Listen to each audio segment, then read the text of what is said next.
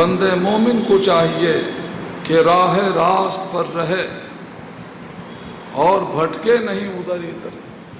جو صراط مستقیم ہے، جو خدا و رسول کا راستہ ہے، جو احکام شریعت ہیں، انہی کے مطابق زندگی گزارے، اسی سچائی کے راستے پہ چلے. شیطان ورغلاتا ہے، وسوسہ ڈالتا ہے. جو بھائی ناجائز اور حرام کام ہے، ناجائز تو ہے مگر انکم بہت ہے اس میں، حرام تو ہے مگر اس میں فائدہ زیادہ ہے، تو یہ وسوسہ ہوتا ہے، شیطانی وسوسہ. شیطان چاہتا ہے کہ مومن کی تمام نیکیاں برباد کر دے، اور جس کا کھانا پینا حلال رزق سے نہیں ہوتا اس کی ساری نیکیاں برباد ہو جاتی. ہمارا ایمان ہے تقدیر پر، تقدیر کی اچھائی اور برائی پر. رزق بھی ہر بندے کا مقرر ہے من جانب اللہ، اتنا ہی ملے گا جتنا اس کی تقدیر میں ہے. یہ اور بات ہے کہ بندہ اپنی تقدیر کی روزی کو چاہے حلال راستے سے لے لے چاہے حرام سے. تو جب اللہ نے ہم کو عقل سلیم سے نوازا ہے تو سمجھ لینا چاہیے کہ ہمارے نصیب کی روزی ہم کو جب ملنی ہے تو ہم حرام میں کہاں کو ہاتھ ڈالیں، حلال راستے سے کیوں ملے. اور جو مقدر روزی ہوتی ہے وہ مل کے رہتی ہے، اور روزی ایسے بھی ملتی. بخاری شریف میں یہ حدیث پاک ہے،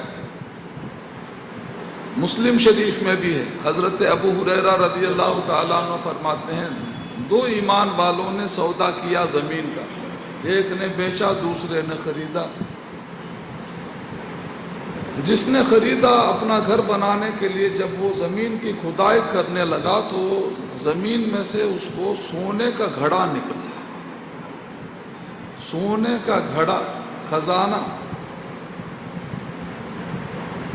تو وہ بڑا فکر مند ہو گیا اور دوڑ کے اس کے پاس گیا جس سے زمین خریدی تھی.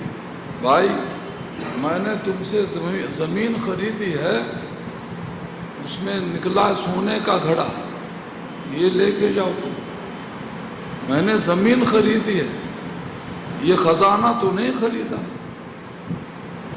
کتنا خوف خدا تھا ان لوگوں کو، کتنا خوف خدا تھا. اچھا وہ بھی مومن جس نے بیچا تھا وہ بھی پرہیزگار تھا.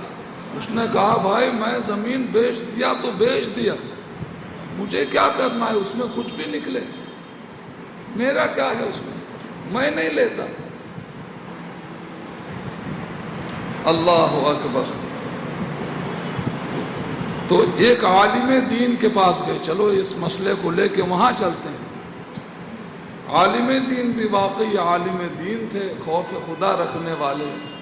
انہوں نے گھر بار کی فیملی کے متعلق معلوم کیا، بچوں کے متعلق. تو حسن اتفاق ایسا ہوا کہ جس نے بیچا اس کا ایک بیٹا تھا، جس نے خریدا زمین ایک بیٹی تھی اس کی، وہ دونوں شادی کے لائق تھے.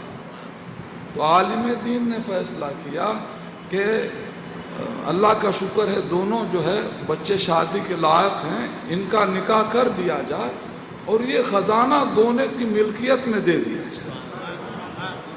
اس میں شادی بھی ہو جائے، وہ اپنا خرچ بھی کریں، خدا کی راہ میں خیرات بھی کرتے رہیں، کار خیر بھی کرتے رہیں. تو نکاح اس طرح ہو گیا، اس خزانے کو دونوں کی ملکیت میں دے دیا گیا.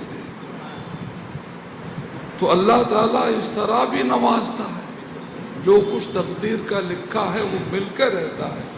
اس لیے ہمیشہ سچائی پر قائم رہنا چاہیے اور ناجائز کاموں کی طرف جو ہے وہ للچائی نظروں سے دیکھنا بھی نہیں چاہیے. اس کو پانے کی کوشش کرنا تو دور کی بات ہے.